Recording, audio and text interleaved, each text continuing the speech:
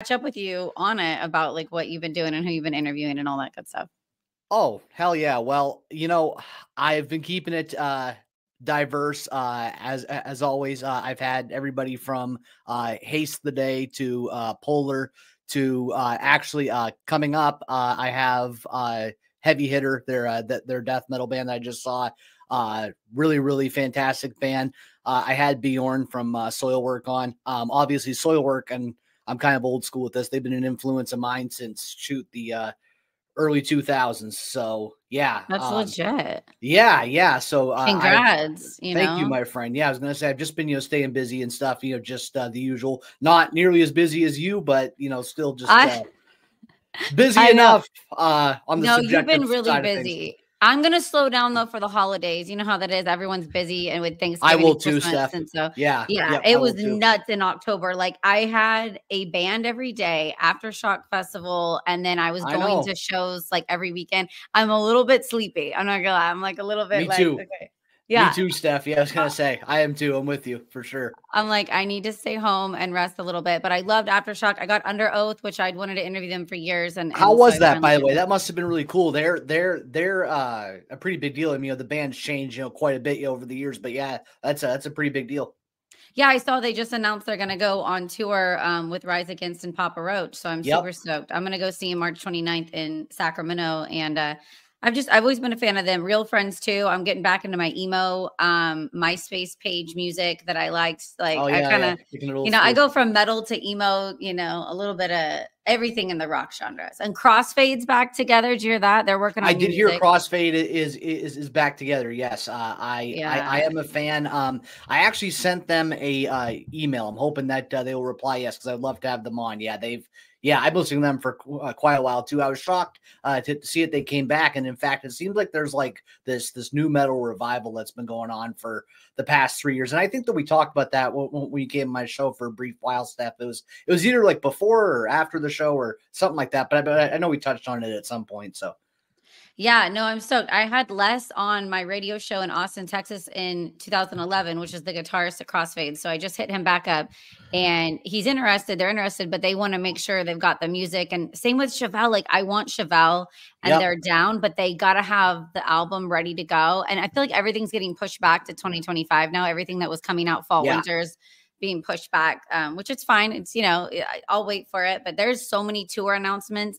Like I said, like Vans Warped Tour, I'm super stoked for that to come back. Yes, me too. Yep. And as far as Chevelle goes, like I can't find where there's a report of a specific date. I saw them recently though on this last tour that they did, and I actually did not know that their bass player split until like the very last minute, but this new guy they have is really, really, really friggin' good. And like his bass tone sounds absolutely fantastic. Like just as good as like the other guy. So, but yeah. And just, I've been kind of searching and it's like, there's no actual like release date for Chevelle yet for that. But dude, I know. So their manager, I hit up for an interview, Amy in summer, and she said, yeah, wait till fall. We're going to probably announce new music. And so they'll be going on shows. And then I contacted them back and it's indefinite now. So I'm just like, I just can't wait for, and I feel like, again, like that new metal's coming back. Limp Bizkit's in the studio working on new tracks. Like this is sick. Now, what was that whole ordeal that they had where they were involved in like some sort of like music industry, like thing where like they weren't getting paid for like what they were doing or something like that? It happens more often than you'd think, like from literally boy bands to Limp Bizkit, that they sign a contract. They think they're getting paid this certain amount of royalties or percentage that's in the contract. And then they find out later that they did not get paid said percentage amount and they're getting screwed over. And the manager took, or there's more, the record label took more, and it's great. Or sometimes, what I've noticed, like merch has been sneaky too. Like they're like, oh yeah, so you're going to get 90% of merch. And then someone will go and find the actual like end of the year spreadsheet. And they'll be like, no, we made a lot more in merch that we didn't get paid for. So you got to, if you're in a band, you got to keep a close eye, or that's why a lot of people nowadays have family members as their managers, that someone they could really trust, because there's some people that just want to make money off of you that don't care. They just want the financial gain.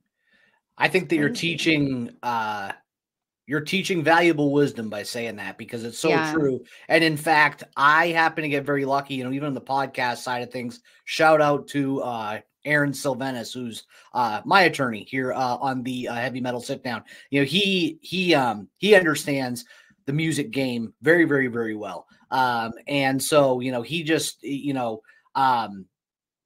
the money that I spent on just having him break down certain things for me is absolutely like, I can't emphasize like the value of it enough. And it's just, it's crazy how like people, like you're talking about bands that will basically sign on the dotted line because they're just anxious to be signed, but yet they have no clue like what they're getting into. And now what's happening is people's band managers, kind of like you said with the merch ordeal, what's going on is people are getting to these venues and their managers are signing these agreements with these venues, not actually communicating to the band, hey, there's going to be a cut of your merch taken out too. And bands are pinched as far as like what they can make for money to begin with anyway.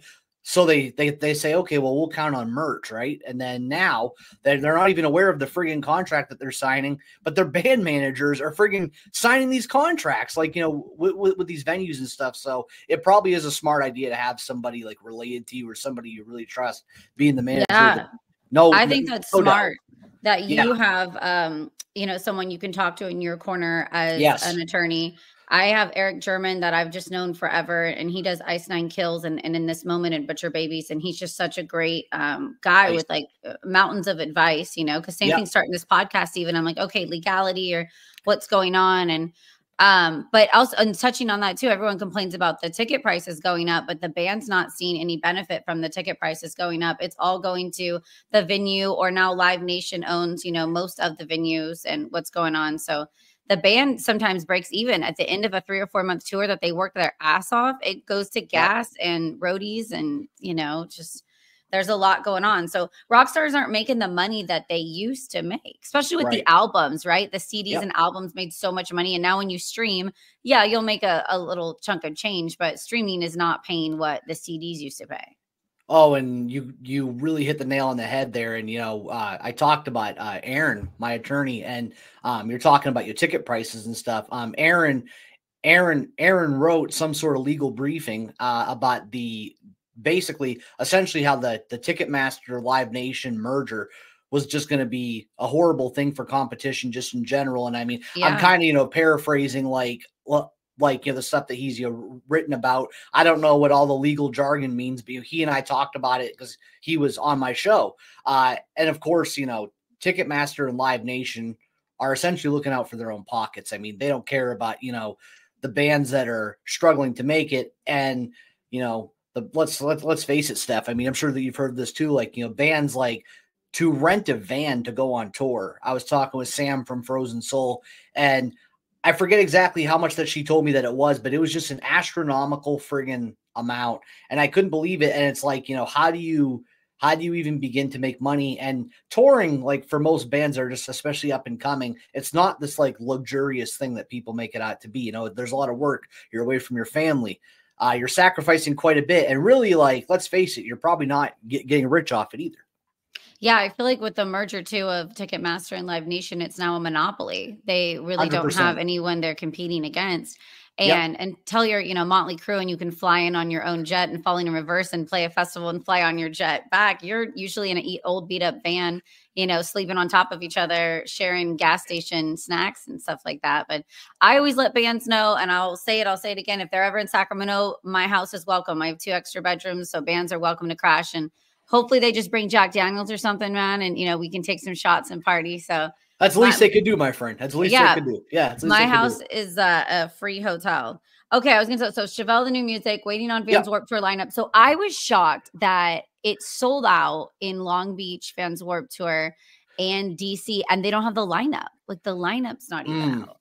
Do you have a guess of what you think, who would be on the lineup? Well, because I haven't looked into Vans Warped Tour in quite a while, I probably have a few guesses as far as who I would think. I think that Lorna Shore will probably be on there, I would imagine. And this is just a total guess. I have really no connections to the Vans. I don't have any insider. I know I love Kevin that put it on years. I worked media years ago, but I think Blink-182, Avril Lavigne, the whole they'll probably mix it up, I think. I hope honestly, Steph, CKY. they I might hope mix it up. Motionless in White. I hope it gets a little Yeah. harder because you know how it was more Yes. like pop punk skater. Yep. I hope it Exactly. gets a little bit harder. But I hope we also bring back the skate park ramps. I love that. They Like might just do that. watching the skaters with the music. Or have you ever been to a show where there is dirt bike riders doing like tricks and flips and stuff while I there's a have yet to show? be to one of those. I have yet to be to one of those. Well, actually, I would have to dig into my memory bank, but not that I recall, I should say. Let's just say, because like I Yeah. don't like, yeah, I have to dig back into my memory bank. But my theory is, I think that they'll have a mixed bill. So I think they'll have, some of the bands that you're talking about, but then I think that like mixing metal bands with like different genres is actually becoming a pretty profitable and popular thing now. So I see them that going that direction. Like I wouldn't be surprised to see like, Slaughter to Prevail on there or something like that, where on the heavier side. And then, like I said, Lorna Shore or like even like Knock Loose, like I'm pretty certain that that's the route that they'll go if I was to guess, but I could be totally wrong, my friend. I could be totally It's going to wrong. be a big lineup for sure. And I'm going to It's go going no to matter have to be. even if I don't do media, I'm going to go to the Long Beach date. My buddy's got tickets, so I'm Nice. just really excited. But yeah, you're right. And you know what's cool? We have so many multiple stages nowadays Mhm. that Yep. you can be like, hey, my heavier friends are going to go see this band, and then my little bit more pop punk fan, are going to see this band. So you can really have it all, and they can make more money that way. Oh yeah. Yeah. No, that's an accurate statement. I agree. That's true. I saw yesterday too. I was going to talk about Wednesday 13 going back out. Have you ever listened to Wednesday 13 or been familiar at all with? It's been a little while, but yes, I have heard them. They're tied or they have some like the same members from like Murder Dolls, I think. Yeah. Yeah. And I think it just goes back to that like new metal revival that we're talking about. Even bands like Lifer. I don't know if you remember them, from back in the day. They even started doing shows again now for the past couple of years and have sort of been doing like reunion gig type of things and stuff. And then you're just seeing it. And then of course bands like Edema, same thing. Although they have a new singer now, I think. So I don't really know if they consider it like a full on like comeback or not. But I'm saying is like you're seeing those early 2000s, late 90s like new metal bands like making comebacks and things like that. So it's just pretty crazy to see, to be honest with you. Like I was shocked, to be honest, when I saw that announcement that Wednesday 13's alive. Like I've interviewed him and I've partied with him, and he stayed with me and Joey for a while, and he parties really hard. And does he? Yeah, like it's some of those people you're just like, they don't die. Like who is it? Mick Jagger or something, and Keith Richards. That's who I was thinking of. Yeah. They look like they're 95 and they're just jumping around on stage and they don't die. Like, not that he's really talented, Wednesday 13, but he parties insanely hard with multiple things, and the guy is just like alive. And I don't know how he does that. I don't think I could do it. Yeah, I was gonna say it's just it's crazy how like some of those guys can just party, and then you come to find out like they're still somewhat like alive for the most part. It's they're pretty cognitive. crazy. Yeah. I was gonna say, yeah. I remember I interviewed him at Mayhem Fest, and I was like, "What are you most excited to see?" And he's like, "A bar." And then he's like, "Keep it short. I gotta go drink." I'm like, "Okay." And then here, I know you're on your lunch break. Thank you so much for meeting me. So we'll take your time, my friend. Keep it moving. I like music news though. I used to do this in radio. We would do like a 10-minute music news. So this is more fun to do it with you. I saw Sebastain Bach of Skid Row be like a crybaby, and it really bummed me out. Or do you think it's okay that for someone to be so upset, and he tweeted like multiple times in a row of, I don't care who your candidates are, who anyone voted for or what. I just think it's so weird when somebody's sour that their person didn't win and they go nuts on it. What are your feelings on that? Personally, Steph, I might be a little bit long-winded when I say this. So that's okay. So strap on your seatbelt. Okay. I think bands in general would just be better off keeping quiet about politics in general, because there's no winning. Because there's no winning. Yes. There is you have nothing to gain whatsoever by talking about politics. That's my personal opinion. People can say whatever they want, but if it was me personally, I'd just say I have zero comment about it. 100%. On the flip side of that, I truthfully, Steph, excuse my French, I think everybody should just calm the fuck down. Whether people agree with each other or not, I think people should just all just take a chill pill. I always think it's good to like discuss things with people who you don't see eye to eye with on everything. And I have friends that I don't see eye to eye with on every, political issue or religious issue or whatever. It doesn't mean they're bad people. It doesn't mean I can't be friends with them, and it doesn't make them less of a person. But I think that we've came to this point in politics in this country where, number one, there's no civil discourse anymore. Yeah. Number two, I think people put way too much weight into politics. I don't think people's lives are going to change that drastically, no matter who's elected. I think people just have to do the best they can with what they got and not lean so heavily on essentially strangers. I mean, people who don't know them whatsoever.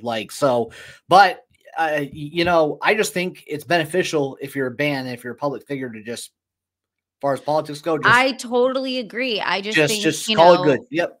I'm such a Sebastain fan. I've seen him live a couple times. He's so great. And I'm sick of my whole feed. All I want to see is music and live performance from the bands. And a lot of the band's feed recently in the stories the last week is about politics. And I go, man, I'll turn on the news and go watch politics on my own time. I want the music. I want everything about music. So yeah, same. I just wish they would on their own time talk to their family and friends about their political beliefs, because I don't want to get turned off too. And same with my podcast. I will never make it a political podcast. Like I don't want to get turned off by somebody's point of view. I want to keep it focused on their talent and like how talented they are. So that's okay. I'm glad you're on the same. And then I saw announced. Well, I also think too, though, Steph, like, I mean, you and I kind of came from a era where things weren't so polarizing with politics. I mean, it was sort of always there, but now it's on a whole different level. So, I mean, like, you and I came from a era where it was more easier to focus on music, despite what your political differences were. But now, for some reason, it's like, if you bring it up, like you're like risking more than you are gaining. 100%. And it's so divided in America. It's literally 50-50. So you're going to lose your fan base, or you could lose a manager. I mean, there's a lawsuit going on right now. You know what? I totally forgot to write it down. It's a newer band that I hadn't heard of, but I read about this lawsuit, and basically he told his manager and the record company who he was voting for, and then got let go a day later. So he's now suing because he thinks that had a direct correlation. And that's sad. That's like weird. It is extremely weird. The world we live in is weird. Yeah. Especially when things like that can happen. Yeah.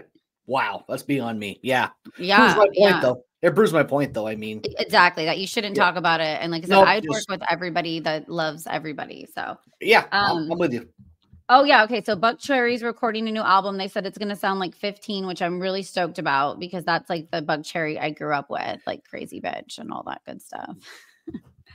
Deftones San Diego show. Okay. I wanted to have your opinion on this. Do you think, because I've seen all the TikToks and it's 50-50, do you think raining down heavy during an outdoor show is like a spiritual experience, or difficult to focus on the music and uncomfortable?